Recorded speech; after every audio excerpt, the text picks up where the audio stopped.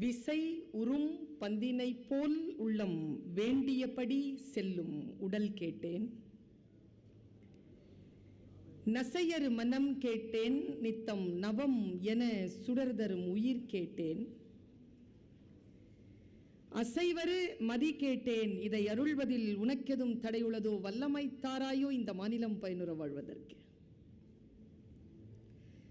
தெளிவுறவே அறிந்திடுதல், தெளிவுறவே அறிந்திடுதல், தெளிவு தர மொழிந்திடுதல். சிந்திப்பார்க்கே களிவளர உள்ளத்தில் ஆனந்த கனவு பல காட்டல். கண்ணீர் துளி வர உள் உருக்குதல். இவை யாவும் நீ வழங்கும் தொழில்களென்றோ எனும் மகாகவி சுப்பிரமணிய பாரதியின் சரஸ்வதி வணக்கத்தை முன்வைத்து கண்ணியத்திற்கும் போற்றுதலுக்கும் உரிய இந்த மேலான நெய்வேலி என்கின்ற கனவு பிரதேசத்திற்குள் தன் வாழ்நாட்களின் அத்தனை பொருள் மிகு துளிகளையும் செலவழித்துக் கொண்டிருக்கக்கூடிய பேரன்பு மிக்க சபையோருக்கு என் முதல் வணக்கம். எந்த ஒரு தலைப்பை குறித்து நான் பேச தொடங்குகின்ற பொழுதும் பெருமக்களே ஒரு வாக்குமூலத்தை தந்துவிட்டு என் பேச்சை தொடங்குவது வழக்கம். அந்த பேச்சை தொடங்குறதுக்கு முன்னால உங்க எல்லார்கிட்டையும் ஒரு சின்ன வேண்டுகோள். நின்றபடி கேட்கிறீர்கள், இப்படி வந்து உட்கார்ந்துருங்க. கொஞ்சம் நேரம் ஆகும். நின்றுட்டே இருந்தீங்கன்னா கை வலிக்கும், கால் வலிக்கும், அப்புறமா கருத்தினுடைய வலிமை அதை தாண்டி நிற்காது. நீங்கள் அழகாக நீங்கள் உட்காந்துக்கலாம். எப்பொழுதும் என்னுடைய பேச்சை தொடங்குகின்ற பொழுது ஒரு வாக்குமூலத்தை தந்து என் பேச்சை தொடங்குவது வழக்கம் என்று நான் சொன்னேன். அது என்ன வாக்குமூலம் தெரியுமா? யாருடைய உதடுகளில் ஒளிந்து கொண்டிருக்கக்கூடிய சொல் நம் வாழ்க்கையை மாற்றும் என்று நமக்கு தெரியாது. அது எந்த புத்தகத்திற்குள் ஒளிந்து கொண்டிருக்கிறது என்று கூட நமக்கு தெரியாது. எவ்வளவு சீக்கிரமாக அந்த சொல் நம்மை வந்து சேர்கிறதோ அவ்வளவு சீக்கிரமாக நம்முடைய வாழ்க்கையில் மாற்றம் நிகழ்கிறது. ஒரு சோகம் என்ன தெரியுமா? நம் வாழ்க்கையை மாற்றக்கூடிய அந்த ஒற்றை சொல் இதோ இப்படிதான் வந்து சேரும். அந்த நேரம் பார்த்து நம்ம பக்கத்தில் வேடிக்கை பார்ப்போம். அந்த சொல் நம்மளை கடந்து போயிடும். அப்படி போகும் பொழுது அது ஒரு சுத்திட்டு வரதுக்கு 30-40 வருஷம் ஆயிடும். எந்த சொல்லையும் கவனக்குறைவோடு தவற விட்டு விடாமல் வாழ்க்கைக்கு தேவையான அந்த சொற்களை ஒரு வானம்பாடி பறவை எப்படி முதல் மழை துளியை தன்னுடைய வாய் திறந்து பெற்றுக்கொண்டு தன்னுடைய உயிரை வளர்க்கிறதோ அப்படி சிந்தனையான சொற்களுக்காக உங்கள் காது மடல்களை திறந்து நீங்கள் அந்த சிந்தனைகளை உள்ளிழுத்துக் கொள்ள வேண்டும் என்று நான் கேட்டுக்கொள்கிறேன். சாதாரணமாகவே நம்மிடத்தில் கேட்கின்ற பழக்கம் அதிகம். இப்பொழுதெல்லாம் என்ன சிக்கல் தெரியுமா?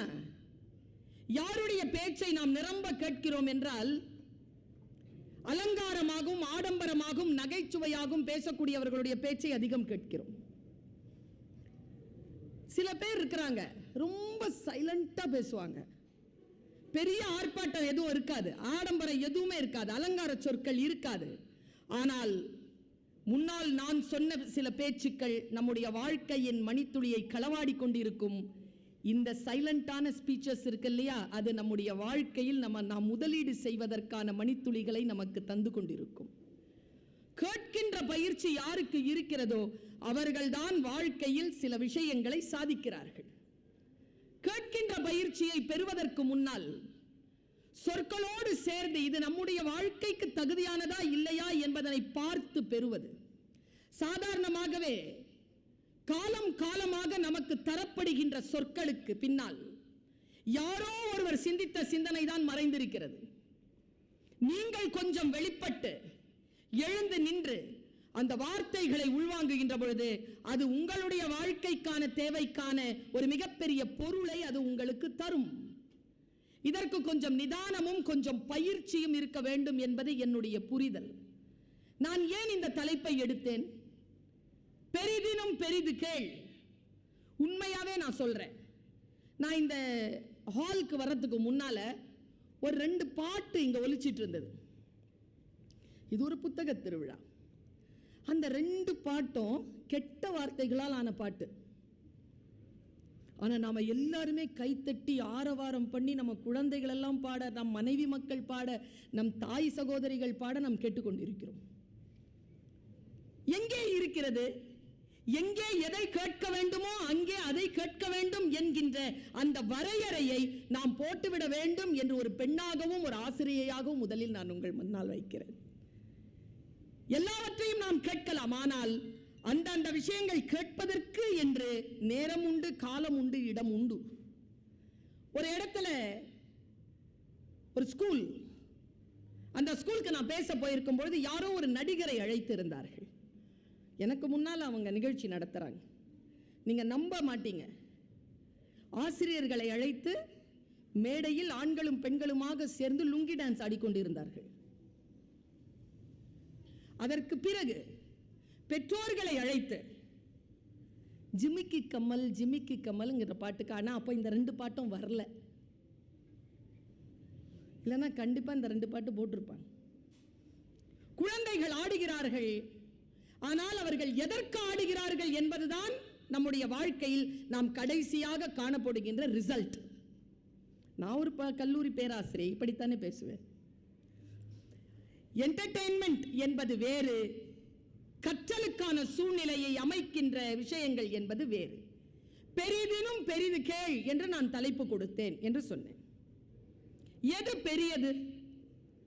இந்த உலகத்தில் என் பையன் பெரிய ஆளாகணும் என்று சொல்லுகின்றவர்கள் யார்? இங்க என் பொண்ணு பெரிய ஆளாகணும், நான் பெரிய ஆளாகணும் என்று சொல்லுகின்றவர்கள் யார்? நான் கை தூக்க சொன்னா எல்லாரும் கை தூக்கும்.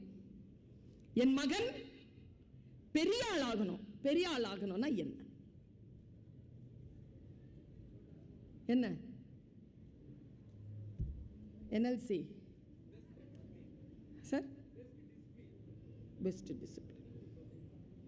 பெரிய ஆளா சார் பெஸ்ட் டிசிப்ளினோட இருக்கிறவங்க?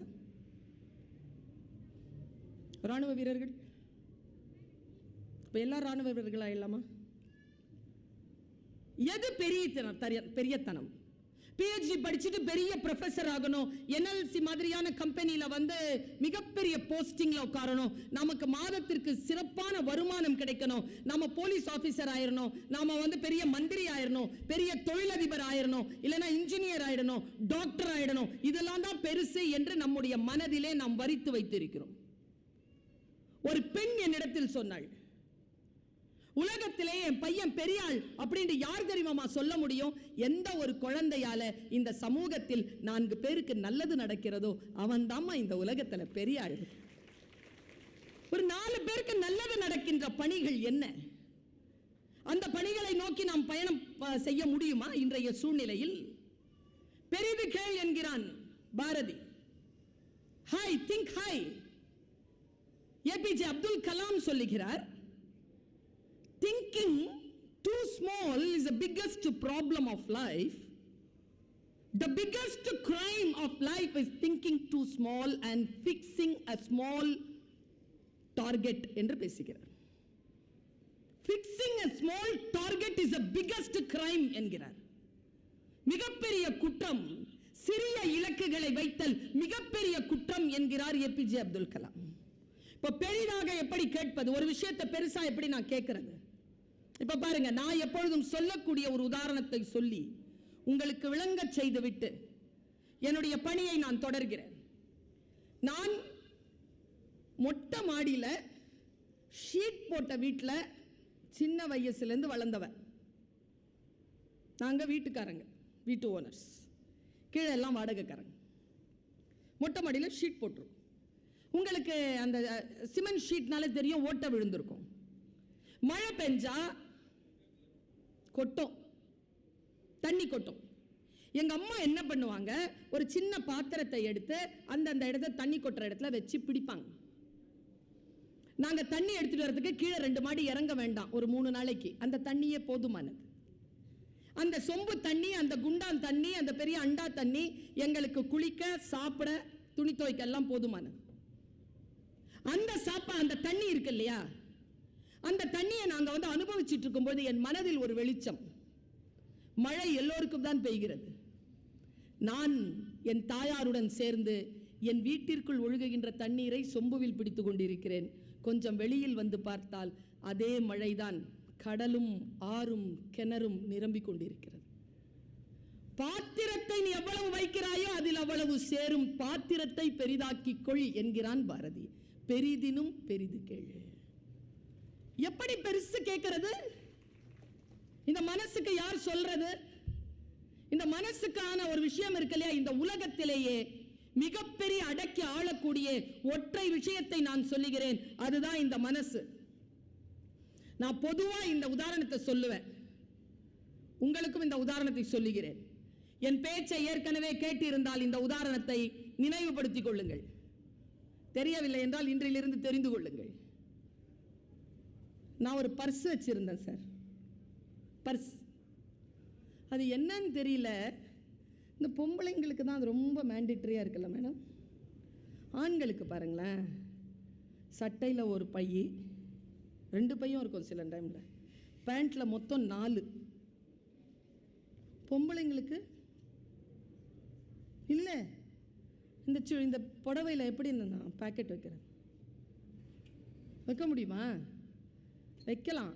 நானும் வச்சு பார்த்தேன். 1 மாதம் பேக்கெட் ஒரு பக்கத்தில் இருக்குது, அடுத்த மாதம் பேக்கெட் இன்னொரு பக்கத்துக்கு வந்துடுது. நம்ம மெட்டபாலிசம் அப்படி. ஆண்களை பார்த்து நான் பொறாமப்படுற ஒரு விஷயத்தில் இதுவும் ஒன்று. 5 பேக்கெட். நாம் பச்சை குழந்தைய கையில் தூக்குற மாதிரி அந்த கைப்பையை தூக்கிட்டு சுற்றணும். அவங்க மொபைலில் கூட பாருங்களேன், அழகாக பேக்கெட்டில் வச்சுருப்பாங்க. நாம் சில சிரமங்கள் உண்டு, நமக்குன்னு சில சிரமங்கள் உண்டு. நான் ஒரு பர்ஸ் வச்சுருந்தேன்.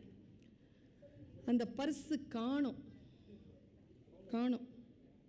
இப்போ யார்கிட்ட சொல்லலாம்? சார்கிட்ட சொல்லலாம். சிவப்பு சட்டை சார் பேர் உமாசங்கர். நீங்கள் தானே ஆர்கனைசர். நாங்கள் தான் காணணும், உங்ககிட்ட தான் கேட்போம். காணோம். உமாசங்கர் சார் வந்தார். உமாசங்கருக்கு சார்கிட்ட சொல்கிறேன், சார் பர்ஸு காணோம் சார். உமாசங்கர் சார் என்கிட்ட ஃபஸ்ட்டு கொஸ்டின் என்ன கேட்பாருன்னு நினைக்கிறீங்க? எங்க? பஸ்ஸில். அடுத்தது கேட்பார், பஸ் போயிடுச்சா? போயிடுச்சு சார். தேடினீங்களா? தேடினேன் சார். ரொம்ப கஷ்டமாக இருக்குது சார். இவ்வளோ கஷ்டப்படுறீங்களே, போலீஸ் ஸ்டேஷன் போகலாமா? போகலாம் சார். சரி, அந்த பர்ஸில் என்ன இருந்துச்சு கேட்பார்ல. இவ்வளோ கவலைப்படுறியே, அந்த பர்ஸில் என்ன இருந்தது? 30 ரூபா சார். உமாசங்கர் சார் என்ன சொல்வார்? போனா போட்டோம் சொல்வாரா? அவர் மட்டும் இல்லை, நீங்கள் எல்லாரும் சொல்வீங்களா? பர்ஸு 3 லட்சம் ரூபா. நம்ம என்ன தெரியுமா, எங்க தெரியுமா தவறு செய்கிறோம்? உள்ள என்ன இருக்குன்றதை பார்க்குறோமே தவிர இருக்கிறது பெருமதியானது என்பது நமக்கு புரிவதே இல்லை. இந்த உடல் பெருமதியானது, தாய் தகப்பன் பெருமதியானவர்கள், இங்கே கிடைத்த வேலை பெருமதியானது, நமக்கு கிடைத்திருக்கக்கூடிய உறவுகள் பெருமதியானது, நமக்கு காலம் கொடுத்திருக்கக்கூடிய அச்சதை பெருமதியானது. இந்த அம்மா அப்பாவால நமக்கு என்ன கிடைக்கும்? இந்த புருஷனால என்ன கிடைக்கும்? இந்த மனைவியால என்ன கிடைக்கும்? இந்த பிள்ளைங்க வளர்ந்து நமக்கு ஏதாச்சும். அவங்க எல்லாம் செய்யறதெல்லாம் 30 ரூபா தான். அவங்க இருக்காங்கல்ல, அது 3 லட்சம் ரூபாய். இதை நாம் புரிந்து கொண்டால் வாழ்க்கையில் சில ரகசியங்களை தெரிந்து கொண்டு மகிழ்ச்சியாக இருக்கலாம். பல நேரங்களில் நாம் செய்யக்கூடிய மிக சிறிய பிழைகள் தான் மிக பெரிய விஷயங்களை இழப்பதற்கு நமக்கு காரணமாகிறது. ஒன்றும் இல்லை, நான் இதை சொல்லுவேன். யூத் இருக்காங்கல்ல, இளைஞர், இன்னைக்கு அந்த யூத் கிட்ட நமக்கு இருக்கிற மிகப்பெரிய பிரச்சனை என்ன தெரியுமா? அவங்க வேகமா பேசினாதான் அவங்களுக்கு புரியுது, நமக்கு ஸ்லோவா பேசினாதான் புரியுது. அவனுக்கு ஸ்லோவா பேசினா அவனுக்கு புரியல, அவன் பேசுற வேகம் நமக்கு புரியல. இது ஒரு கம்யூனிகேஷன் கேப், மொழி கேப். இது இந்த குழந்தையை நாம் மிகப்பெரிய இலக்கு நோக்கி வளர்வதற்கு நம்மை நாமே முன்னுதாரணமா போடணும். முதல்ல நாம பேசுறது அவனுக்கு புரியணும், அவன் பேசுறது நமக்கு புரியணும். ரெண்டுமே நமக்கு புரிவதே இல்லை. பல நேரங்களில் மொழியை சரியாக புரிந்து கொள்ளாதவர்களால் வாழ்க்கையில் உறவுகள் சிக்கல்களுக்குள் உள்ளாகின்றன. பெரிய விஷயத்தை நான் சொல்றேன். இந்த உலகத்திலேயே நான் சொல்ற இந்த விஷயம் மட்டும் உங்களுக்கு இன்றைக்கு புரிந்து போனால் நான் எப்படி மகிழ்ச்சியாக இருக்கிறேனோ அந்த மகிழ்ச்சியை நான் உங்களுக்கு கடத்திவிட முடியும். எவ்வளவு சோகம் எவ்வளவு துக்கமாக இருந்தாலும் ஹாப்பியா இருக்கிறதுங்கிறது நம்முடைய சாய்ஸ். நம்முடைய சாய்ஸ். அது எப்படி அந்த சாய்ஸை எடுக்கிறதுங்கிறது சொல்றேன். ஐ டோன்ட் நோ, இதை நீங்கள் கேட்டு இருக்கலாம். மீண்டும் சொல்கிறேன், சொற்களின் மீது நாம் கவனம் வைக்க வேண்டும். பல நேரங்களில் வீட்டில் ஆண்கள் இருக்காங்கல்ல, அவங்களோட சண்டையே போட முடியாது தெரியுமாப்பா. சண்டை ஆரம்பிக்கும் போதே இந்த டைலாக் சொல்லுவாங்க, இப்ப கடைசியா நீ என்ன சொல்ற? ஓ, இன்னும் சண்டையே ஆரம்பிக்கலையா? அவங்களுக்கு தெரியும் ஆரம்பிக்க போது இது ஒரு பெரிய மிகப்பெரிய விஷயம் வரப்போகுது அப்படிங்கிறது. சொற்களை எப்படி சமாளிப்பது, சொற்களை எப்படி புரிந்து கொள்வது? எனக்கு இவர்கள் பேச வேண்டும் என்று தந்த தலைப்பு பெண்களை குறித்து நீங்கள் பேசுங்கள் என்று கொடுத்தார். நான் இன்றைக்கு பெண்கள் பாதுகாப்பிற்காக, பெண்களுடைய சுய விடுதலைக்காக, பெண்கள் தன்னுடைய ஆன்ம விடுதலை எப்படி பெற வேண்டும் என்பதற்காக தேர்ந்தெடுத்த என் சிந்தனையிலிருந்து சொற்களை கொண்டு உங்கள் முன்னால் வீசுகிறேன். புரிந்தவர்கள் புரிந்து கொள்ளுங்கள். சாதாரணமாகவே பெண்களுக்கு இருக்கக்கூடிய மிகப்பெரிய சிக்கல் சொற்கள் தான். இந்த சொற்களை மிகச்சரியாக பார்க்கின்ற பெண்கள் தப்பித்துக் கொள்கிறார்கள், இல்லை என்றால் அதில் சிக்கிக் கொள்கிறார்கள். பெண்கள் சொற்களில் சிக்கிக்கொள்ளக் கூடாது என்பதற்காக நான் சொல்லுகிறேன். யாரோ ஒருவர் எழுதினார், வைராக்கியக்காரியை கடப்பது எளிது. ரொம்ப வைராக்கியமா இருந்தாங்கன்னா நம்மளை அப்படி தள்ளி விட்டுட்டு போயிருவாங்க. சில இடங்களில் நாம் கொஞ்சம் பிளெக்சிபிளா, இமோஷனல் இன்டெலிஜென்ட்டோட தான் சில விஷயங்களை நாம் பார்க்க வேண்டியதாக இருக்கிறது. பெண்களுக்காக நான் சொல்லுகிறேன், நல்லா தெரிஞ்சுக்கோங்க. ஆண்களுக்கான செய்தி இது. நீங்க 60 வயசுல டயலாக் ஒன்று சொல்றத நான் கேட்டிருக்கேன். உன்னை கரம் பிடித்தேன், வாழ்க்கை ஒளிமயமானதடி, என் மனைவி இல்லைன்னா என்னால் ஒன்றும் செய்ய முடியாது. இப்போ சொல்லு. இதை 30 வயசுல சொல்றது சொல்ல மாட்டாங்களே. நல்லா தெரிஞ்சுக்கோங்க ஆண்களே, பயப்பட வேண்டாம். காலம் கடந்திருந்தால் பயப்படுங்கள். அன்றைக்கி ஒரு நாள் இப்படியே பேசிகிட்டு இருக்கிற விருத்தாச்சலத்தில்ங்க ஒருத்தர் முன்னால் உட்காந்து சத்தமாக சொல்கிறார், அப்பா இந்த அம்மாவா பேசுது, நல்ல வேளை நான் வீட்டில் கூப்பிட்டு வரல. அது பக்கத்தில் கேட்குது சார் எனக்கு. அவர் பக்கத்தில் உட்காந்து, ஏன்? ரோட்டரி கிளப், அது ரோட்டரி இல்லை, லயன்ஸ் கிளப் தான். ஏன் அப்படின்ற அவர். ஆமாம், 6 மாதத்துக்கு முன்னால் இந்த அம்மா ஏதோ விழுப்புரத்தில் பேசிச்சின்னு சொல்லிட்டு என் ஒய்ஃபோட போனேன். அவள் வீட்டில் வந்தால் ஒரே ஆட்டம். அதை நான் சரி பண்ணுறதுக்குள்ளே 6 மாதம் ஆயிடுச்சு, மறுபடியும் கூட்டிகிட்டு வரவா? ரொம்ப நுட்பமாக சொல்கிறேன். பெண்கள் இருக்காங்கல்ல சார், நீங்கள் சின்ன வயசில் செய்கிற எல்லா அநியாயத்தையும் சிரிச்சுக்கிட்டும் அழுதுகிட்டும் ஏற்றுக்குவாங்க. ஆனால் உள்ள ஒரு முத்து மாலை வச்சுருப்பாங்க. அவங்க ஒன்றொன்னா கோத்து வச்சுருப்பாங்க. உங்களுக்கு 60 வயசு ஆச்சுன்னு வச்சுக்கோங்களேன், ஒன்றொன்னா எடுத்து விடுவாங்க. இந்த கைத்தட்டல்லாம் முத்து எடுத்து விடுறவங்களுடைய கைத்தட்டல், சரியா? அதனால் சின்ன வயசிலேயே சில விஷயங்களை பெண்கள் தொடர்பாக நாம் விழிப்புணர்வோடு நடந்து கொள்ள வேண்டும் என்பதற்காக இந்த விஷயத்தை சொல்கிறேன். பெண்களுக்கு எது பிடிக்காது தெரியுமா? ஆண்களாகிய யாருக்கும் தெரியாது. பெண்ணுக்கு எது பிடிக்காதுன்றது ஆண்களாகிய யாருக்கும் தெரியாது. ஏனென்றால் அவள் அதை அழுதோ சிரித்தோ கடந்து போவாள், கோபித்து கொண்டோ கடந்து போவாள். ஆனால் அவள் மனதிலே வெட்டுக்காயம் விழும். அந்த வெட்டுக்காயம் மிகப்பெரிய பழியாக அவளுடைய மனதிலே வேரூன்றி கொண்டே இருக்கும். அவளுக்கு பிடிக்கவே பிடிக்காத மிகப்பெரிய விஷயம் எது என்றால், அவளுக்கு கிண்டல் செய்வது அவளுக்கு பிடிக்காது. அவளை யாரும் கிண்டல் பண்ணக்கூடாது.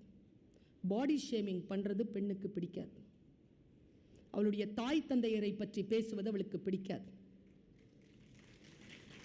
அவளுடைய வளர்ப்பு பற்றி பேசுவது அவளுக்கு பிடிக்காது. அது எல்லாம் சின்ன ஒரு ஜோக்ல தான் தொடங்கும், ஒரு ஜோக்ல தான் தொடங்கும். அந்த ஜோக் முன்னால இருக்கிறாள், அந்த டைம்ல அவர் ரியாக்ட் பண்ணக்கூடாது என்பதற்காக தன்னுடைய கருத்தை சொல்லுவதற்கான மிக முக்கியமான பொலிட்டிக்கல் ஃபார்மேஷன் அந்த ஜோக். முதலில் இந்த மாதிரியான ஜோக் பெண்கள் பற்றி சொல்லுவதை ஆண்கள் நிறுத்திக் கொள்ள வேண்டும். இது உங்களுடைய வருங்காலத்திற்கு நல்லது. வெளியில் சொன்னா அது வெளியில இருக்கிறவங்க பார்த்துப்பாங்க, வீட்டுக்குள்ள சொல்லாதீங்க. உரிய பெண்களை கேலி செய்யாதீர்கள். உணர்வுள்ள பெண்களை எப்படி நடத்துவது என்பதிலே எந்த ஒரு ஆண், எந்த ஒரு சமூகம் சிறப்பாக இருக்கிறதோ அந்த சமூகம் தான் மிகப்பெரிய ஆளுமையான பெண்களை உருவாக்குகிறது. இப்ப நான் இப்படி சொல்றேன், எல்லாருக்கும் படித்த பெண்கள் தானே வேணும். என்ன படித்த பெண்கள் வேண்டும். சரி, உடுக்கடிச்சு படிக்க வச்சிட்டீங்களா? இப்போ நான் பிஹெச்டி வெங்காய பச்சடி தயிர் பச்சடிலாம் படிச்சுட்டேன். இப்போ எனக்கு நீங்கள் சொல்கிறதுக்கு முன்னாலேயே நீங்கள் என்ன சொல்ல வரீங்கிறது புரியுது. என்னை எப்படி நிர்வகிப்பது என்பது நீங்கள் பயிற்சி பெற்றீர்களா?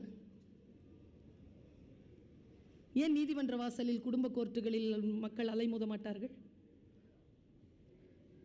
ஒரு படித்த பெண்ணை எப்படி அனுமதிப்பது, எப்படி அவளை நிர்வகிப்பது என்பது இந்த காலத்தில் இருக்கக்கூடிய ஆணுக்கும் பெண்ணுக்கும் பயிற்சி அளிப்பது பெரிய விஷயம். ஒரு காலத்தில் கல்வி கொடுப்பது மட்டும்தான் பெரிய விஷயம். இன்றைக்கு கற்ற பெண்களை நிர்வகிப்பது என்பது குடும்பங்களில் மிகப்பெரிய விஷயமாக இருக்கிறது. ஆண்களும் பெண்களும் அதை கற்றுக்கொள்ள வேண்டும். இப்ப எப்படி கத்துக்கிறதுன்னு நான் சொல்லட்டுமா? இப்ப நான் மேடையில் பேசுறேனா, என்ன பேசுறேனா, சைலண்டா இருக்கிறீங்க? அப்படிதாங்க. ஒரு மீட்டிங்க்கு போயிருந்தேன், மைக்கில் பேசினா கேட்கல. அந்த தம்பிக்கிட்ட சொல்கிறேன், என்னப்பா பேசினா கேட்கல. அது ஸ்பீக்கர் லூஸு மேடம். ஓ,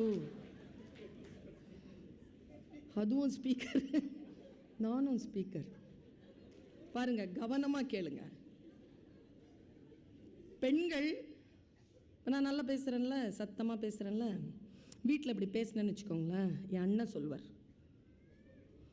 என்னது இது, இதெல்லாம் மேடையில் வச்சுக்கோ. மேடையில் 4 பேர் கை தட்டுவாங்க. வீட்டில் இதெல்லாம் செல்லுபடி ஆகாது.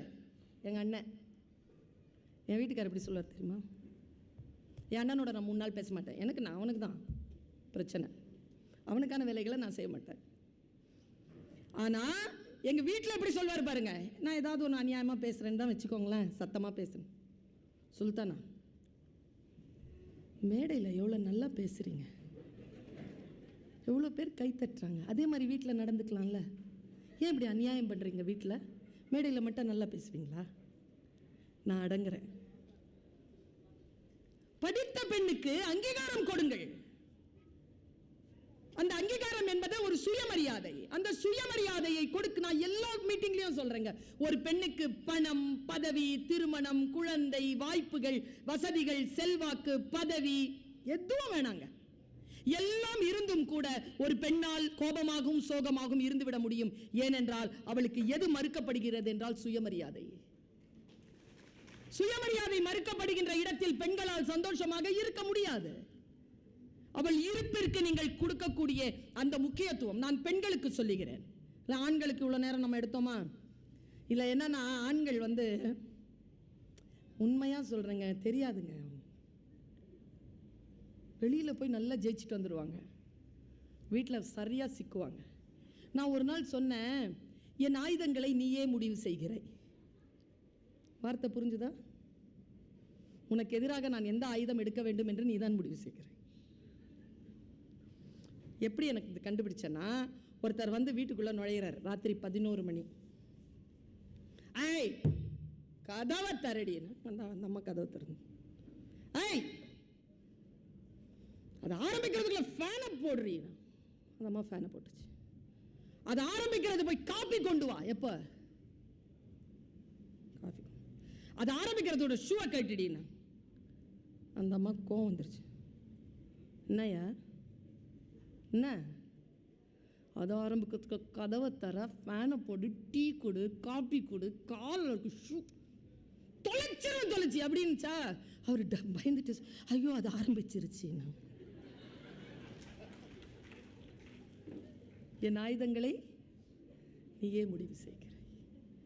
பல நேரங்களில் பெண்கள் சந்தூலன் என்று சொல்வார்கள். சமநிலையை இழப்பதற்கு, இமோஷனலான அந்த விஷயங்களை இழப்பதற்கு பல நேரங்களில் குடும்ப சூழல் காரணமாக இருக்கிறது. பெண்களே, நான் இன்றைக்கு உங்களுக்கு மிக முக்கியமான 2 பெரும் ரகசியங்களை சொல்லிவிட்டு போகிறேன். ஆண்கள் எல்லாம் வெளிநடப்பு செய்கிறார்கள். இந்த பயம் இருந்தா நல்லதுதான். ஆனா எங்க தெரியுமா சோகம்? சில விஷயங்களை கடுமையா சொன்னாலும் கத்துக்கிட்டு போகலாம். ரொம்ப பெரிய உதவியா இருக்கும். உங்களுக்கு இல்லைனாலும் உங்க பையனுக்கு உதவியா இருக்கும். அவனுக்கு சொல்லிக் கொடுக்கலாம். பாருங்க, 2 பெரும் விஷயங்களை, பெரிய விஷயங்களை சொல்லித் தருகிறேன். பெண்கள் முக்கியமாக வாழ்க்கையில் நாம் உடல் மற்றும் உள்ள நோய்படாமல் இருக்க வேண்டும் என்றால் நாம் செய்ய வேண்டிய முதல் பணி, நான் இது சொல்லுவது, நான் சொல்லுகின்ற இந்த வார்த்தையில் எத்தனை பேருக்கு உடன்பாடு இருக்கிறது என்று எனக்கு தெரியாது. 20 ஆண்டுகளுக்கு முன்னால் இருந்த எந்த அடிமை சூழலும் இன்றைக்கு இல்லை. நினைத்தால் அந்த அடிமை தலையிலிருந்து வெளியில் வருவதற்கான வாய்ப்புகளை சமூகம் கொடுத்திருக்கிறது. வராமல் இருப்பது அவரவர்களுடைய சாய்ஸ். அடிமை தலையிலிருந்து வெளியில் வருவது என்பது மிகப்பெரிய விஷயம். அதனால் தான் பாரதியின் வார்த்தையை நான் என் நெஞ்சத்திற்குள் அடிக்கடி நான் சொல்லிவிட்டேன். என்று தனியும் இந்த சுதந்திர தாகம், என்று மடியும் என் அடிமையின் மோகம். பெண்களுக்கு அடிமை தலையில் இருக்கின்ற மோகம் இருக்குல்ல, அது முதல்ல கட்டாகணும். ஒரு கம்ஃபர்ட் ஜோன்ல அவங்க இருக்கிறதுல அவங்களுக்கு எப்பவுமே ஒரு சோகம், ஒரு மோகம் இருக்கு. நான் அந்த அடிமை தலையில் இருக்கிறேன் என்பதிலே அவர்களுக்கு ஒரு பெருந்தன்மையும் உண்டு, பெருமையும் உண்டு, சோகமும் உண்டு, துன்பமும் உண்டு. இந்த ஹிப்போக்ரைசிலிருந்து அவங்க வெளியில வரணும். வெளியில் வர வேண்டும் என்றால் நான் ஒரு சிறிய விஷயத்தை உங்களுக்கு 2 விஷயத்தை சொல்லிட்டு போறேன். நம்பர் 1, புத்தன் உட்கார்ந்திருக்கான். இது எல்லா பெண்களுக்கும். ஆண்கள் கற்றுக்கொள்ளுங்கள். முக்கியமா பெண்கள், நிறைய கிரவுட், பெரிய கிரவுட் இருக்கு, பெண்கள் கிரவுட். இன்றிலிருந்து என் சகோதர சகோதரிகளை, என் தாய்மார்களே, இந்த சகோதரி சொல்லுகின்ற இந்த குவாலிட்டியை மட்டும் மனசுல வச்சுக்கோங்க. நான் வச்சிட்டு இருக்கேன். என் தகப்பனார் இறப்பதற்கு முன்னால் சொல்லிவிட்டு போன ஒரு செய்தி, எதை நீ பிராக்டிஸ் பண்ணலையோ அதை மேடையில சொல்லாத. நான் இதை பிராக்டிஸ் பண்றேன், அதனால சொல்றேன். இந்த உலகத்தை பாருங்கள், வாய்ப்புகளை உற்று நோக்குங்கள், மன்னித்து விடுங்கள், துன்பப்பட்டால் மறக்காதீர்கள். மறந்துடுங்கன்னு சொல்லுவாங்க நிறைய பேர். மறந்துட்டீங்கன்னா இன்னொரு வாட்டி அதே அடி வாங்குவீங்க. ஞாபகம் வச்சுக்கோங்க, மன்னிச்சிருங்க. அவங்களுக்காக இல்லை, நாம நிம்மதியா இருக்கணுங்கிறதுனால மன்னிச்சிருங்க. அடுத்த கட்டத்துக்கு போய்கிட்டே இருங்க. But stay alert. நான் இதை பல இடங்கள்ல சொல்லி கொடுத்திருக்கேன். ஏ ஒருத்தர் இருக்கிறார், பி ஒருத்தர் இருக்கிறார். ஏ பியை நம்புறார், பி ஏவை ஏமாத்துறார். யார் வெட்கப்பட வேண்டியவர்? வெட்கப்பட வேண்டியவர் யார்? ஏ இருக்கிறார், ஏ பியை நம்புகிறார், பி ஏவை ஏமாற்றுகிறார். வெட்கப்பட வேண்டியவர் யார்? பி. தெரிஞ்சிருச்சு ஏக்கு, பியை விட்டு விலகிட்டார். ஆனா பி மறுபடியும் வரார், அதே போல் ஏவை ஏமாற்றுகிறார், ஏவும் ஏமாறுகிறார் என்றால் இப்பொழுது வெட்கப்பட வேண்டியது யார்? மனசுல வச்சுக்கோங்க. இந்த ஏ பிங்கிறது யார் வேண்டுமானாலும் இருக்கலாம். ஊரிங் என்று சைக்காலஜில இதுக்கு பேர் கொடுக்கறாங்க. நாம் சில விஷயங்களை தெளிவாக எப்படி அணுகுவது? புத்தன் உட்கார்ந்திருக்கிறான். புத்தனை தேடி ஒருத்தன் வந்தான். யாரா புத்தன்னு கேட்டான். அவமரியாதையான சொல். புத்தனுக்கு உடன்பாடு இல்லை என்ற சொல்லில். புத்தன் கீழே பார்த்துக்கிட்டே இருக்கான். 12 பேர் உட்கார்ந்திருக்காங்க. பக்கத்தில் உட்கார்ந்து அசோகன் எழுந்தான். ஆனந்தன் எந்திரிச்சான். யாரை பார்த்து நீ அவமரியாதையா கேட்ட? உனக்கு யார் வேணும்? புத்தன் வேண்டும். எங்க புத்தன்? ஆனந்தனை உட்கார வச்சு புத்தன் எந்திரிச்சான். நான் தான் புத்தன். என்ன வந்தவன் ஒன்னும் சொல்ல, நீ தான் புத்தனா அப்படின்னு காரி துப்பிட்டான். அடிக்க போனாங்க எல்லாரும் அவனை. புத்தன் எல்லோரையும் உட்கார வைத்து ஒரு சொல் சொன்னான். பெண்களை நீங்கள் கையில் எடுத்துக்கொண்டு செல்ல வேண்டிய செய்தி. புத்தன் சொன்னான், ஆனந்தா உட்கார், சீடர்களை உட்காருங்கள். இங்கே ஒன்றும் நடந்து விடவில்லை. வந்தவனுக்கு புத்தன் யார் என்றே தெரியாது. புத்தன் யார் என்று தெரிந்தால் அவன் துப்பி இருப்பானா? நான் ஏதோ ஒரு கருத்து சொல்லி இருக்கிறேன், அந்த கருத்தின் மீது தான் அவனுக்கு கோபமே தவிர புத்தன் மீது இல்லை. First take away message. அது என்னன்னு தெரியல. என் ஹெச்ஓடிக்கு என்னை பார்த்தாலே ஆவறது இல்லை, உன்னை பார்த்தா ஆவறது இல்லை. நீ ஏதோ சில்மிஷம் பண்ற, அந்த சில்மிஷம் தான் ஆவறது இல்லை, உன்னை பார்த்தா ஆவறது. என் மாமியாருக்கு மேடம் நீங்க 1000 சொல்லுங்க, நானாலே என்னமா பண்ற நீ? இதை புரிஞ்சுக்கிட்டோன்னு வச்சுக்கோங்களேன், கருத்தின் மீது தானே, கருத்தை திருத்திக் கொள்ளலாம். எதற்கு தனி மனிதன் மீது போர்? உங்களுக்கும் எனக்கும் சில பிரச்சனைகள் உண்டு, பிரச்சனைகளை நாம் தீர்த்து கொள்ள வேண்டுமே தவிர பகை ஏன் பாராட்ட வேண்டும்? பாருங்க, நான் அற்புதமான ஒரு கவிதை, ரொம்ப ஆழமான ரொம்ப உயரமான ஒரு கவிதையை சொல்லுகிறேன். நீயும் நானும் பிரிந்து விட வேண்டும் என்று முடிவானதற்கு பிறகு உனக்கும் எனக்கும் எதற்கு பகை என்ற புதிய உறவு? மேட்ரு என்னவோ முடி, உன்னாலதான் நாங்க பிரிஞ்சோம், இல்ல இல்ல உன்னாலதான் நாங்க பிரிஞ்சோம். 2 பேரும் சண்டை போட்டுக் கொள்ளாதீர்கள், யார் காரணமாக இருந்தாலும் பிரிந்தாகி விட்டது, அவ்வளவுதான். Come to the conclusion. கருத்தின் மீதுதான் பிரச்சனையை தவிர மனிதர்கள் மீது அதை செலுத்தாதீர்கள். பெண்கள் முக்கியமாக கொள்ள வேண்டிய முதல் பாடம். 2வது பாடம், வந்தவன் போயிட்டான், வாட் நெக்ஸ்ட்? மறுபடியும் துப்ப வந்தான். அவனுக்கு நான் ஏதோ சொல்லியிருக்கேன்டா, அதுதான்டா அவனுக்கு கோவம் வந்துருச்சு, நீ என்னன்றதை நாளைக்கு தெளிவா சொல்லிப்போ போன்னா அவன் போயிட்டான். அடுத்த நாள் வந்து அழுறாங்க. ஆமா இல்ல, இவன் மேல எனக்கு என்ன பிரச்சனை? இவன் ஒரு கருத்து சொன்னான், அந்த கருத்து மீது தானே பிரச்சனை, கருத்தை தானே நான் கேட்டுக்க வேண்டும். இவன் மீது துப்புவதற்கு எனக்கு என்ன யோகியதை இருக்கிறது என்று தெரிந்து கொண்டு வந்து அழுதான் காலில் விழுந்து.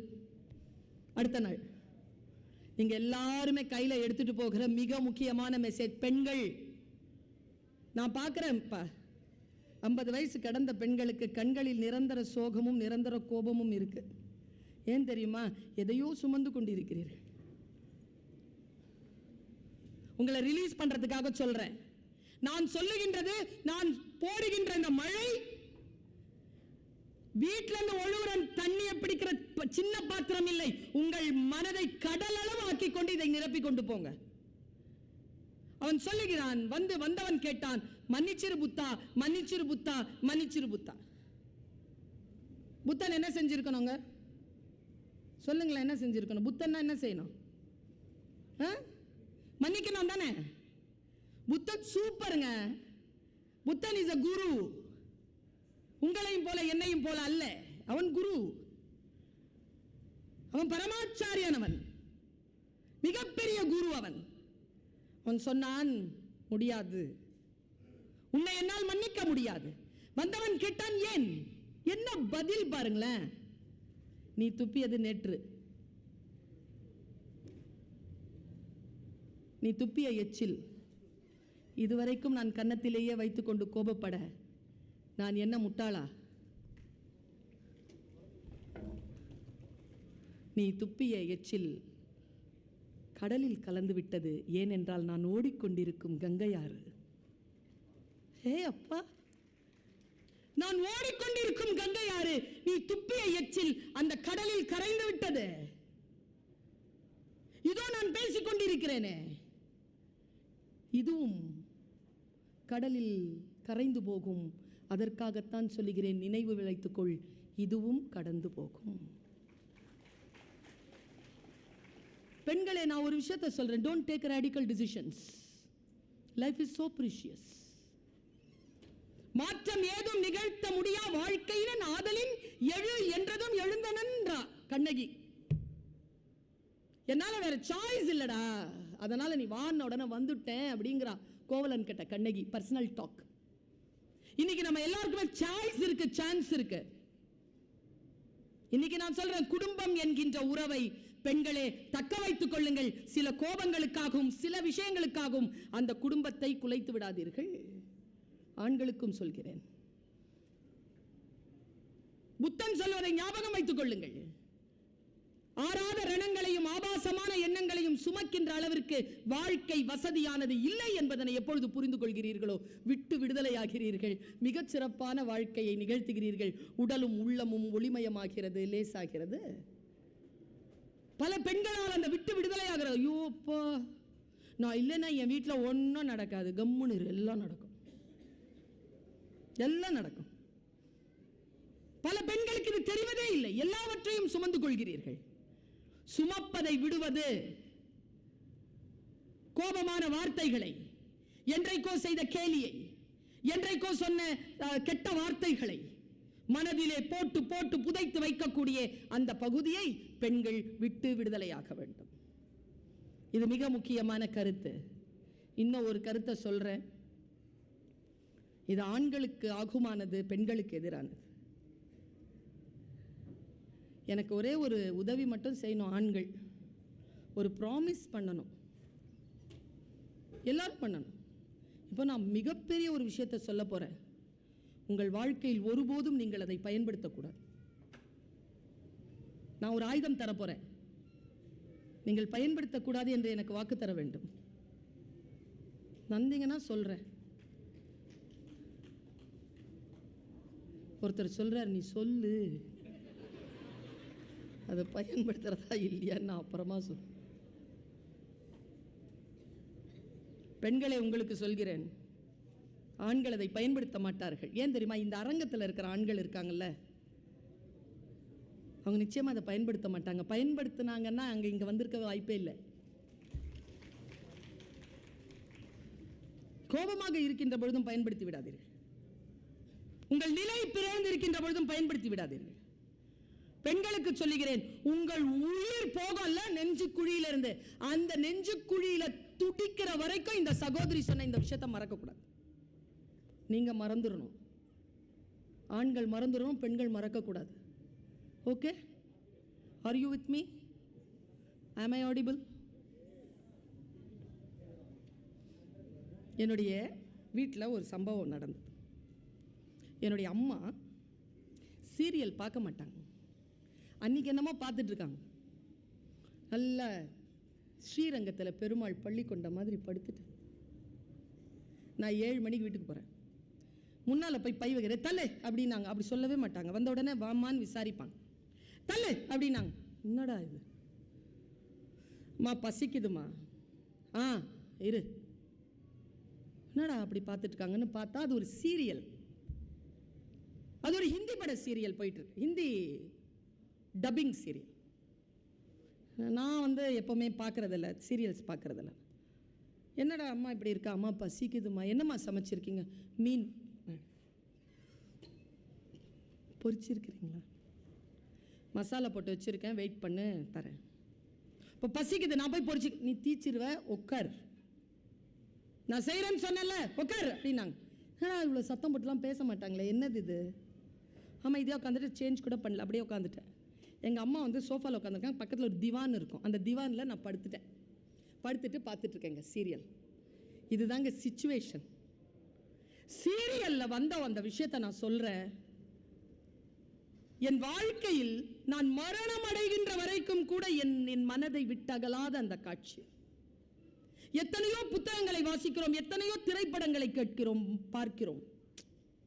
என்னங்க அது? ஒருத்தன் அப்படி உட்காந்து தவம் பண்ணிட்டு இருக்காங்க, சூப்பராக இருக்கான். அவன் சொல்லக்கூடாதான் அப்படி பொம்பளை பிள்ளைங்க. எங்கள் அம்மா எனக்கு சொல்லி கொடுத்துருக்கு. எப்போ தெரியுமா? எனக்கு 13 வயசு இருக்கு. ஏன்னு கேட்டேன். ஒரு ஆக்டரை பார்த்தோம்மா, சூப்பராக இருக்காருமா இவர் அப்படின்ட்டேன். எங்கள் அம்மா, ஐயோ எந்த ஆம்பளையும் பார்த்து சூப்பராக இருக்குன்னு சொல்லக்கூடாது. ஏன்? அவங்க பேரில் நமக்கு அல்லாஹ் நரகத்தில் ஒரு வீடு கட்டி வச்சுருப்பானா. நகரத்தில் வீடு கட்டிட்டு வாழறதே பொழப்பு நாசமாக போயிட்டு, இதில் நரகத்தில் ஒரு வீடா? எவனையும் பார்த்து எதுக்கு அழகாக இருக்கிறன்னு சொல்வானே, கம்முன்னு இருக்கு. நான் அந்த 8ஆம் கிளாஸ் படிக்கும்போது என் ஃப்ரெண்டு லக்ஷ்மி கிட்ட சொன்னேன், யாரையும் பார்த்து அழகாக இருக்குன்னு சொல்லாத, உன் பேரில் நரகத்தில் வீடு கட்டப்படும். சிரிச்சிட்டு, அப்போ எனக்கு ஒரு காலனியே இருக்கும்னு நினைக்கிறேன். நினச்சது நான் ஆண்களை பார்த்து ஐயோ அழகு அப்படின்னு வியக்கிறதே இல்லை. அதான் பிடுங்கி விட்டாங்களே பிளக்க. ஆனால் அன்னைக்குங்க அந்த சீரியலில் சூப்பராக இருந்தாங்க அந்த ஆள். கண்ணுங்க தள்ள முடி, 6'3" ஹைட்டு, 6 பேக்கு, மூக்கு நாசி இப்படி இருக்கு. இப்படி ஏந்திரிச்சு இப்படி நின்னா பாருங்க. டேங்க அப்பா, யாரா அதுன்னு பார்த்தா அவன் ஒரு அசுரனா. கண்டிப்பாக அது ஹிந்தி பட சீரியல் தான். ஏன்னா நம்ம ஊரில் அசுரர்களை இவ்வளோ அழகாலாம் காட்ட மாட்டாங்க இல்லை. அவன் பேர் துர்கா மா அசுர். துர்கா மா அசுர் அப்படி நிற்கிறான். விபூதி பூசி இருக்கான், திலகமிட்டு இருக்கான். அந்த இது இருக்கு இல்லைங்க, அந்த ஹோமத்துக்கு முன்னால் உட்காந்துருக்காங்க. என்ன அந்த டைரக்டர்லாம் நான் பார்க்குறேன், எப்படிங்க இவங்களுக்கு இப்படிலாம் வருது, அவ்வளோ அழகாக பண்ணுறாங்கன்னு நினைக்கிறேன். அதுக்கு படைப்பாக்கம் தானே. காளி அப்படின்ன உடனே காளி வந்துட்டான். காளி என்ன அழகு, ஆனால் கருப்பாக இருக்கிறா, பயங்கர அழகு Kali. Oh my God, she is a goddess இல்லை, பேரழகு. வெள்ளை உடுத்தியிருக்கா, ஆனால் கருப்பாக இருக்கா, கண்ணெல்லாம் செவப்பாக இருக்கு, கழுத்தில் அந்த இது போட்டிருக்கா மண்டவோடு. என்ன வேண்டும்? நாளைக்கு நானும் ஆதிபரா சக்தியும் சண்டை போட்டு கொள்ள போகிறோம். நான் ஆதிபரா சக்தியை கொல்ல வேண்டும். யாரிடத்திலும் உபாயம் இல்லை. புராணம் சொல்கிறது காளி உன்னிடத்தில் உண்டு என்று. நான் உன் பக்தன், ஆதிபராசக்தியை கொல்லும் ஆயுதம் தான். இப்போ காளி சொல்றா, அதெல்லாம் இல்லை, முடியாது, தெரியாது, போயிட்டா. கையை வெட்டி போடுறாங்க. காளி மறுபடியும் வரா. சொல்றியா இல்லையா, இல்லைன்னா கழுத்தை வெட்டி போட்டுருவேன்றான். இங்க பாடுறா, நீ என்னுடைய பக்தன், ஆனாலும் நான் இதை சொல்ல முடியாது, சொன்னால் என் சக்தி குறை. அப்போ ஆதிபராசக்தியை கொல்றதுக்கு ஒரு ஆயுதம் இருக்கு, அப்படித்தானே? கொடு. நான் என்ன செய்யணும்னு சொல்ல, உனக்காக நான் தவம் இருக்கிறேன். ஆனா நான் ஆதிபராசக்தியை கொல்லணும். இப்போ நாம எல்லாரும் தான் ஆதிபராசக்தி, சரியா?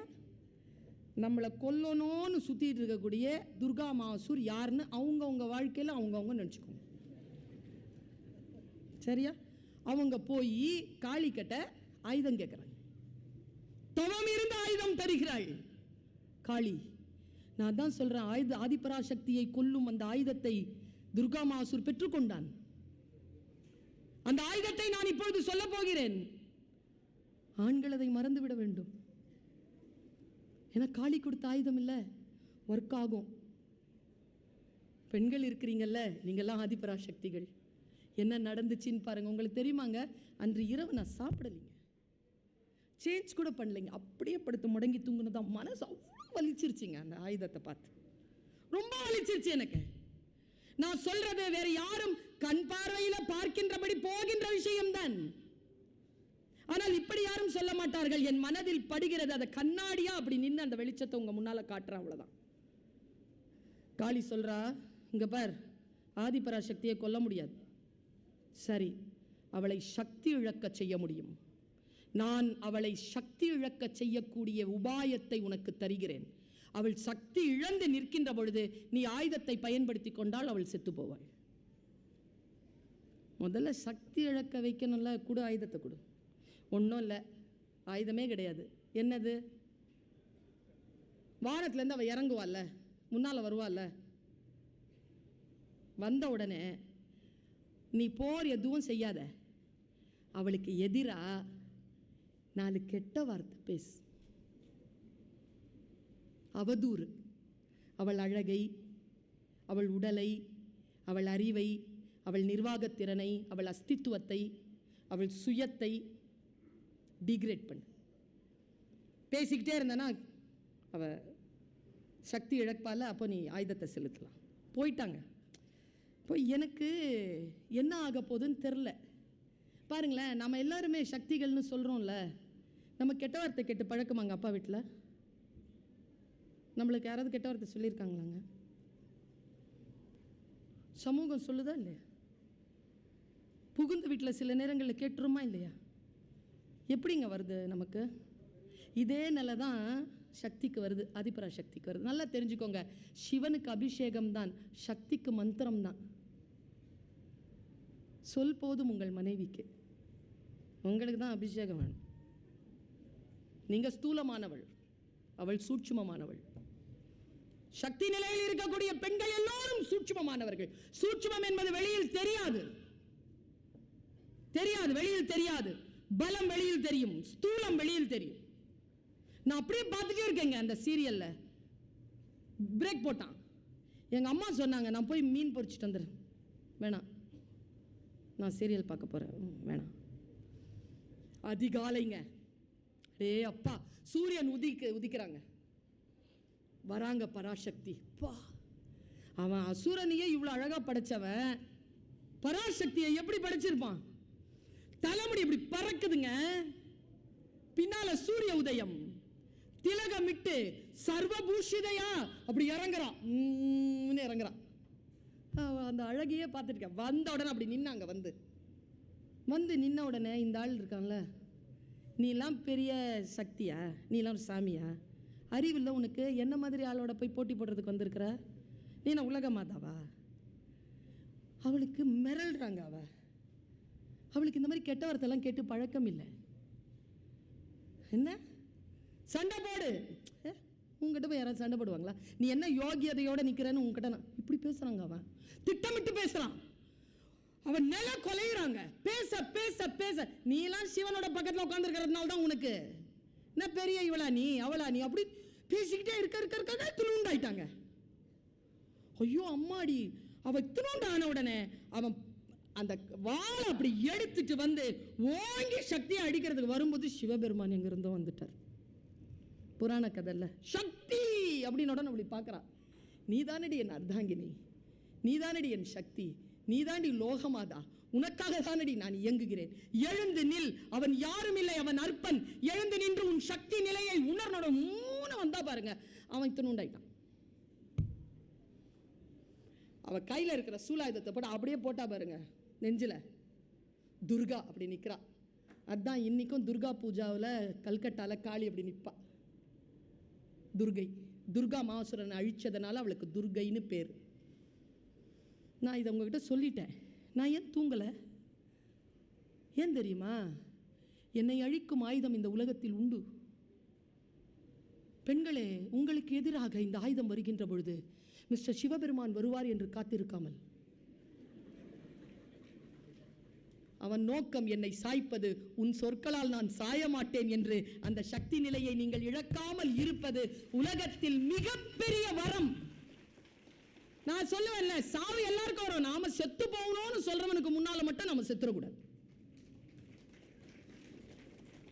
இந்த பெரிய விஷயம் இருக்கல, இந்த பெரிய பாத்திரம் இருக்கல. நான் இன்னொரு விஷயம் சொல்றேன், ஆண்கள் பெண்கள் எல்லோருக்கும் சொல்றேன். இந்த ஏஐன்னு ஒன்று வருது இல்லை, இப்போ சேர்த்து சொன்னா கெட்ட வார்த்தை. அது குழந்தைகளுக்கு பயன்படுத்துவோம் நாம. ஆர்டிஃபிஷியல், எங்க பார்த்தாலும் ஆர்டிஃபிஷியல். இன்றைக்கு அந்த வார்த்தையை இந்த பர்வீன் சுல்தானா மாற்றி உலகம் போய்கிட்டு இருக்கட்டும். ஆர்டிஃபிஷியல்ல ரியல் இன்டெலிஜென்ஸ்னு ஒன்று உண்டு.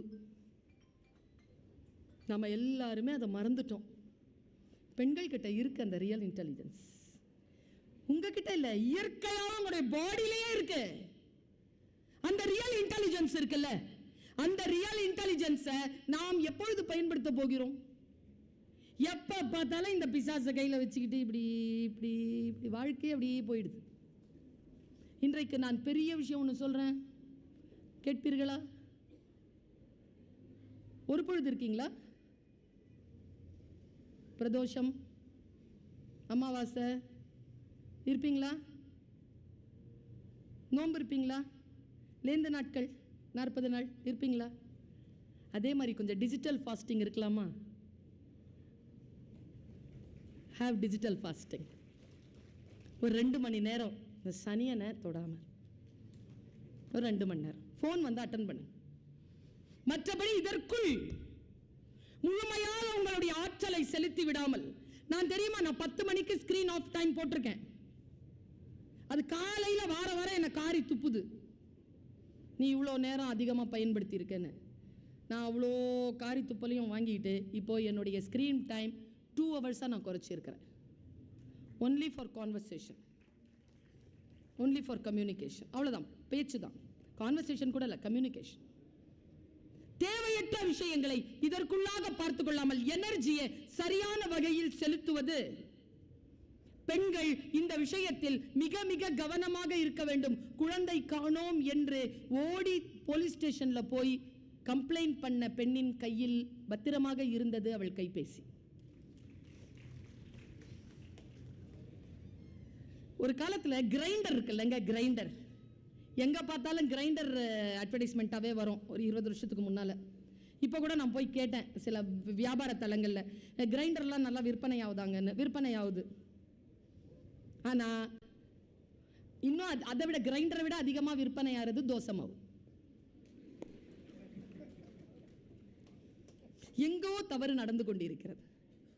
டைம் மேனேஜ்மெண்ட்ங்கிற பேரில் எங்கேயோ தவறு நடக்கிறது. நான் சொல்றேன் பாருங்க, ஒவ்வொரு பெண்ணும் அல்ல ஒவ்வொரு ஆணும் உங்களுடைய சமையல் அறைக்கு மருத்துவ நிலையம் என்று பெயர் வையுங்கள். அது உங்கள் மருத்துவ நிலையம். சமையல் அறையில் இருந்து வீட்டிலே சாப்பிடக்கூடிய பழக்கத்தை பெண்கள் தான் முன்னெடுத்தாக வேண்டும். வேலையை ஆண்களிடம் வாங்கிக் கொள்ளுங்கள். எப்ப பார்த்தாலும் வெறும் அந்த ஆர்டர் ஆர்டர் ஆர்டர் ஆர்டர் ஆர்டர்னு போய் இன்றைக்கு குடும்பம் என்கின்ற அமைப்பில் இருந்து, பெண்கள் என்கின்ற நிலையில் இருந்து, ஆளுமையில் இருந்து நாம் எங்கோ வெளியேற்றப்பட்டு விட்டோமோ என்கின்ற அச்சம் எனக்கு வருகிறது என்பதற்காக சொல்லுகிறேன். நான் வீட்டிலே சமையல் செய்து பெண்கள் அடிபட வேண்டும் என்கின்ற கருத்தை உடையவள் இல்லை. ஆரோக்கியத்திற்காக சொல்லுகிறேன். ட்ரெடிஷனல் ஃபுட் ஆண்களும் பெண்களுமாக சேர்ந்து இதை நாம் முன்னெடுக்க வேண்டும். பல நேரங்களில் நெகட்டிவ் தாட் இருக்குல்ல, இந்த நெகட்டிவ் தாட்டை நாம எப்படி அப்புறப்படுத்துவது? பெண்கள் பெரிய விஷயத்தை நான் சொல்றேன்ல, தொண்டை விட பெருசு என்னங்க இருக்கு? நான் ஒன்று கேட்குறேன், இந்த நெய்வேலியை இந்த உலகம் கொஞ்சம் திரும்பி பார்க்கட்டும். You are all well established workers of a esteemed institution. Okay, நீங்கள் அவுட் சோர்ஸ் பண்ணியிருக்கலாம்ல. எதுக்குங்க எக்ஸிக்யூட்டிவ் ஆஃபீஸர்ஸ், மேலதிகாரிகள் எல்லாம் சேர்ந்து 3 மாதமாக உழைத்து ஒரு கண்காட்சியை பொதுமக்களுக்காக நடத்துகிறீர்கள் என்றால் சாதாரண விஷயம் அல்ல அது. நான் வந்து பெயர்ந்து வந்து பேசுறேன்ல, எங்க வீட்டில இருந்து நான் இங்க வரதுக்கு 4.5 மணி நேரம் பயணம் செஞ்சு வரேங்க. நான் மறுபடியும் பயணம் செய்து வீட்டுக்கு போறேன். நாளைக்கு 7:45 மணிக்கு எனக்கு கல்லூரி. மத்தியானம் நான் சாப்பிடல. இத்தனை தியாகங்கள் செய்தால்தான் இத்தகைய வேலைகள் செய்ய முடியும். நான் உங்க எல்லாருக்கும், பெண்கள் எல்லோருக்கும் சொல்லுகிறேன், பிளான் யுவர் டே. நான் சொல்றது சின்ன விஷயம் இல்ல, ரொம்ப பெரிய விஷயம். வீட்டில் போய் ஒரு வேலை செய்றீங்களா? இந்த சகோதரி சொல்ற ஒரு விஷயத்தை செய்யுங்க. ஒரு ஆள் ரொம்ப ஆரோக்கியமா வாழணும்னா எத்தனை வருஷம் வாழலாம்? சும்மா ஒரு ஆவரேஜா சொல்லுங்களேன். சொல்லுங்க. 70 வச்சுக்கலாமா? 70. ஓகே, 70 இயர்ஸ் ஆரோக்கியமா ஒருத்தங்க வாழறாங்கன்னு வச்சுக்கோங்களேன். இப்போ வீட்டுக்கு போய் நான் சொல்ற விஷயத்தை மட்டும் பண்ணீங்கன்னா, இன்னிலிருந்துங்க நான் கூட்டத்துக்கு பேசுபவள் இல்லை, நான் இண்டிவிஜுவலாக பேசிக்கிட்டு இருக்கிறேன். உங்கள் இண்டிவிஜுவலாக பேசிகிட்டு இருக்கிறேன். வீட்டுக்கு போய் என்ன பண்ணுங்க, 365 × 70 போடுங்களேன். 25,550 நாள் வரும். அவ்வளோதானா? அவ்வளோதான். only 25,000 days, 25,550 days. ஓகே, இப்போ 40, 45, 30, 35, 50, 55, 60 இருக்குல்ல, into 365 days போட்டு இந்த 25,000 டேஸோட கழிச்சிருங்க. என்ன பயமா இருக்கா? இதில் 3 8 இல்லை, ஒரு 8 தூங்கி கழிக்கிறீங்கல்ல, அதில் 3ல் ஒரு பங்கு கழிச்சிருங்க. அதுக்கப்புறம் பேசாமல் இருக்கிறது, கோச்சிக்கிறது, இந்த கொரோனா மாதிரியான பேண்டமிக்கில் மாட்டிக்கிறது, டிராஃபிக்கில் மாட்டிக்கிறது, சண்டை போடுறது, நோய்வாய்ப்படுறது, அடுத்தவங்களோட பிரச்சனை பண்ணிக்கிறது, போலீஸ் ஸ்டேஷன் போய் நிற்கிறது, டாக்டர்கிட்ட போய் நிற்கிறது, வக்கீல்கிட்ட போய் நிற்கிறது, இந்த டைமெல்லாம் இருக்குல்ல, இதெல்லாம் மன உளைச்சல் எல்லாம் கழிச்சிட்டிங்கன்னா இந்த ஹவையில் இருக்கிறவங்களுக்கு ஒரு 2000 நாள் இருக்குங்க குவாலிட்டி டைம். நிறைய பேருக்கு போனஸில் ஓடிட்டுருக்கு. இல்லை, நான் டைமே இல்லை யாருக்கிட்டையும். Time is everything. இந்த டைமை பெண்கள் சரியாக பயன்படுத்துகிறீர்களா? இந்த ஒரு ஆண் இவரை கூப்பிடுற, ஒருத்தரை கூப்பிடுற, சார் சீக்கிரம் வாங்க சார், குடுகுடுன்னு ஓடி வந்துருவாங்க. இந்த பொதுமக்களை பெண்ணா ஒருத்தர் கூப்பிடு, ஓடி வாங்கன்னு சொன்னா நானே உட்காந்து எந்திரிக்கிறதுனா 3 ரவுண்ட் அடிக்க வேண்டியிருக்கும். டெய்லி காலையில் ப்ளவுஸ் மாட்டும் போது பிபி மிஷின் மாட்டுற மாதிரியே இருக்குது. நமக்காக நாம் சமைத்துக் கொள்வது, நமக்காக நாம் நேரம். நான் ஒன்று சொல்லவா, நம்மை விரும்புகின்ற நம் வீட்டு ஆண்களுக்கு பெண்கள் தருகின்ற மாபெரும் பரிசு நாம் ஆரோக்கியமாக வாழ்வது தானே தவிர வேறு எதுவுமே கிடையாது. ஆயுளோடு வாழ்வதுதான், ஆயுளோடு வாழ்வது. அந்த ஆயுளோடு வாழக்கூடிய அந்த வசதிகளை பெண்கள் முன்னெடுக்க வேண்டும். உங்களுக்கு விருப்பமானதை உண்டு, உங்களுடைய விருப்பமான அந்த மருத்துவ செலவுகளை செய்து, உங்களுக்கு விருப்பமான உடற்பயிற்சியை செய்து, உங்களுடைய விருப்பமான விஷயங்கள்ல ஒரு நாளைக்கு இது டிஜிட்டல் ஃபாஸ்டிங் 2 மணி நேரம் இருக்கிற மாதிரி உங்களுக்கு என்று பார்த்துக் கொள்வதற்கு ஒரு 1 மணி நேரம் தருவீர்களா? Just 1 hour. நல்ல விஷயங்களை படிப்பதற்கும் படிப்பதை பேசுவதற்கும் சூழலை அதிகப்படுத்திக் கொள்வது. நல்லா தெரிஞ்சுக்கோங்க, ஆண்களுக்கு சொல்லுகிறேன், பெண்கள் மாதவிடாய் காலங்களில் உங்கள் வீட்டில் பெண்கள் இருக்கிறார்கள் என்றால் மாதவிடாய்க்கு முன்னால் இருக்கக்கூடிய 5 நாட்களில் அவங்களுக்கு மூட் ஸ்விங் இருக்கும். எது பேசினாலும் அவங்களை எரிச்சலா தான் பேசுவாங்க. அதற்கு காரணம் அவர்கள் அல்ல, அவர்களுடைய ஹார்மோன்ஸ். அவர்களிடத்தில் பெரும் கருணையுடன் நடந்து கொள்ளுங்கள். பெண்கள் உங்களுக்கு நீங்களே பார்த்துக் கொள்ளுங்கள். அந்த டைம்ல மட்டுமே சிக்கல்கள் எதுவும் செய்யாமல் வீட்டிலே இருக்கக்கூடிய பொருட்களை மாற்றி அமைப்பது, கொஞ்சம் ஷாப்பிங் போறது, கொஞ்சம் வீட்டில் இருக்கக்கூடிய நல்ல விஷயங்களை பார்ப்பது என்று உங்கள் மனதை தியான நிலையில் மற்ற நிலையில் செலுத்திக் கொள்ளுங்கள். என்னை பார்ப்பதற்கு 3வது ஆள் கிடையாது, நான் தான் எல்லாவற்றையும் பார்த்துக் கொள்ள வேண்டும். எனக்கு தெரிஞ்சுங்க, நான் இதை டிவியில சொல்லியிருக்கேன், உடனே நான் அதை பதிவு பண்ணேன். என் ஃப்ரெண்டுங்க, சின்ன வயசுங்க, அவளுக்கு என் கூட ஸ்கூல் படிச்சவ, எங்க கூப்பிட்டாலும் வரமாட்டா, குரூப் மெசேஜையே பார்க்க மாட்டா. பொண்ணு வந்து இது என்ன மெடிக்கல், பையன் வந்து இன்ஜினியரிங், வயசான மாமனார், அந்த ஆள் வந்து குஜராத்தில் இருக்காரு ஏதோ ஒரு கம்பெனியில். இந்த மாதிரி எல்லாமே பார்த்துக்கிறான். திடீர்னு செய்தி வருதுங்க, அவ ஹார்ட் அட்டாக்ல இறந்துட்டான்னு. எப்படி இறந்தா, என்ன இறந்தா, எதுவும் தெரியாது. அந்த அவருடைய கணவரை அவள் இறந்த 3 மாதத்தில் நான் சந்திக்கிறேன். எப்படிங்க இருக்கு வீடு, எப்படி இருக்கு, நீங்க எப்படி இருக்கீங்க? அவர் சொன்ன பதில் எனக்கு எப்படி இருந்துச்சு தெரியுமாங்க? ஓரளவு செட்டில் ஆகிட்டு இருக்கிறோம் மேடம். என்ன பண்ணீங்க? நான் மாற்றல் ஆகிட்டு வந்துட்டேன் மேடம். அம்மா அப்பா பார்க்கறதுக்கு ஒரு நர்ஸ் போட்டுட்டேன். பொண்ணை வந்து ஹாஸ்டலுக்கு போறேன்னு சொல்லிட்டு இருந்தா, ஹாஸ்டலுக்கு போயிட்டா. பையன் மட்டும்தான் இருந்துட்டு போறான், ஒரு சமையல்காரங்களை போட்டுட்டேன். சனியனே, இதை முதல்லயே நீ செஞ்சிருக்கலாம்ல, அப்ப உயிராவது மிச்சமாயிருக்கும்ல. போயிட்டாலே எல்லாம். நான் இப்ப கேள்விப்படுறேன், முந்தானத்து அமெரிக்காலியா ரஷ்யாலியான்னு தெரியல, ஒரு ரோபோ தற்கொலை பண்ணிக்கிச்சான். கேள்விப்பட்டீங்களா? என்ன காரணம்?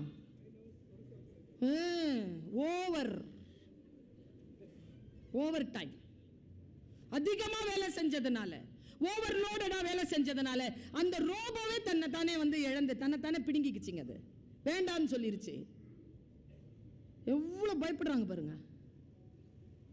வெளியில போறவங்கள என்ன நினைக்கிறீங்க நீங்க? நான் பேசுவதெல்லாம் சத்தியம்ங்க. பெண்களுக்கு கொஞ்சம் ஸ்பேஸ் கொடுங்க. Space, give space to them. பெண்களே, உங்களுக்கான ஸ்பேஸை நீங்கள் எடுத்துக்கொள்ளுங்கள். இந்த எப்படி எடுத்துக்கொள்வது, இந்த ஒரு விஷயத்தை சொல்லி முடிக்கிறேன். நான் டிவியில் நான் சொல்லி கேட்டிருக்கலாம். ரொம்ப காலத்துக்கு முன்னால் எனக்கு நேர்ந்த அனுபவம். அது ரொம்ப காலத்துக்கு முன்னால் நேர்ந்த அனுபவம். கல்கட்டா போயிருந்தேன். எனக்கு காளி ரொம்ப பிடிக்கும். என் பேச்சை கேட்குறவங்களுக்கு தெரியும் எனக்கு காளி பிடிக்கும், ரொம்ப பிடிக்கும் எனக்கு காளி. நான் சார்ந்திருக்கிற சமூகம் வேற. ஆனாலும் நான் கல்கட்டா போனால் காளிகாட் போயிடுவேன். காளிகாட் போனேன் ஒரு வாட்டி, ஃபஸ்ட்டு தடவை. எனக்கு ஹிந்தி தெரியும்ல, க்யூவில் நின்று போயிட்டேன். அம்மாவை பார்க்குறேன், நாக்க வெளில தொங்க போட்டு நிற்கிறா. சாரி சுற்றி சுற்றி இருக்குது. இப்போல்லாம் நீங்கள் போனால் பார்க்க முடியாது, உங்களை மேலேருந்தான் பார்க்க முடியாது. நாங்கள் கீழேருந்து பார்த்தோம். சுற்றி துணி, கையிலெல்லாம் வளையல் போட்டிருக்கோம். நாக்கு இப்படி இருக்கும், இவ்வளோ பெரிய நாக்கு தொங்கியிருக்கும். கிட்ட போயிட்டேன். ஒரு டவுட்டு, இவ்வளோ கோபமான ஆள்கிட்ட என்ன பிரார்த்தனை பண்ணுவீங்க? இப்போ நம்ம அம்மா கோவமாக இருந்தா கிச்சனில் இருக்கா, சாமா கோவத்தில் இருக்கா, போயிடுவீங்களா கிட்ட? என்ன சமையல் கேட்டுருவீங்களா?